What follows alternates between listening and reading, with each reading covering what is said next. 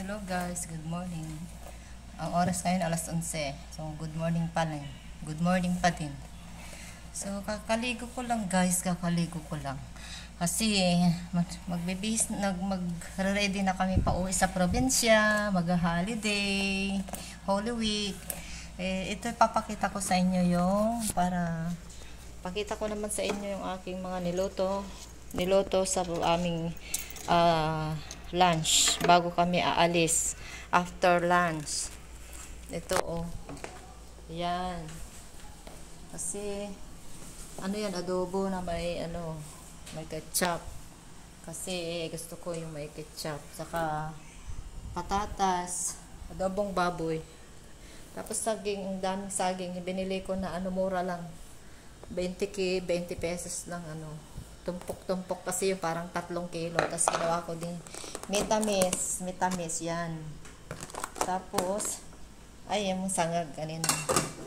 So parating yung isang pamangkin namin, may asawa dito, sila mananghalian pagkatapos niyang magtrabaho doon sa kapatid niya din doon, yung pamangkin ko, yung may-ari dito, yung kapatid niya din pupunta dito, sabay-sabay kaming uuwi.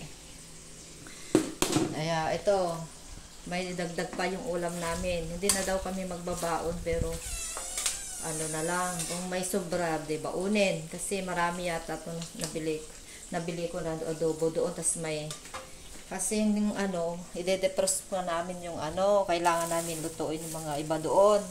Kaya ito, napilitan ko ilutuin kasi ide-defrost namin, papatayin namin yung mga ilaw, mga fuse, kasi wala namang maiiwan dito guys.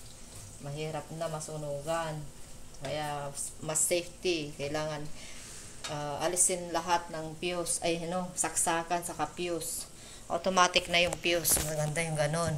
Pero ito, magsasaing pala ako ng kanin guys sa rice cooker, kasi pa-out pa lang sila ngayon, kaya ngayon ko naluto. Pagdating nila, kakain na kami alas 12 para alauna ready na kami makaalis hanggang alas 2 papuntang probinsya.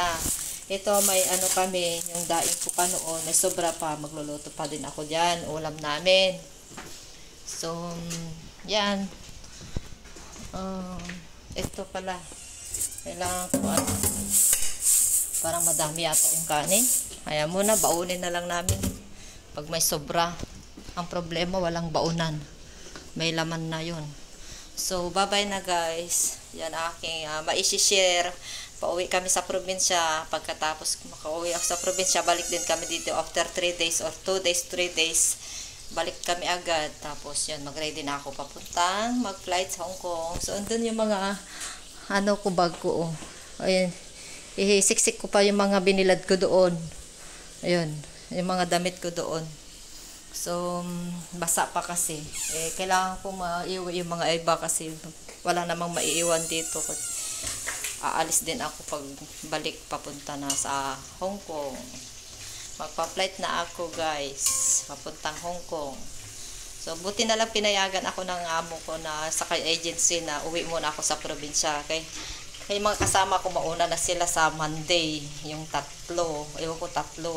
Sabi ni ma'am 3 sila dati na dapat mag-ready sila hanggang katapusan. Baka siguro isabay sana ako doon nung tinawagan ako. 2 beses ako tinawagan, sinabi ko na pauwi muna ako sa probinsya para makita ko muna yung mga anak ko, mga asawa ko, saka mga kapatid ko, pamilya ko, mga lahat-lahat na pamangkin, ganun, banding muna.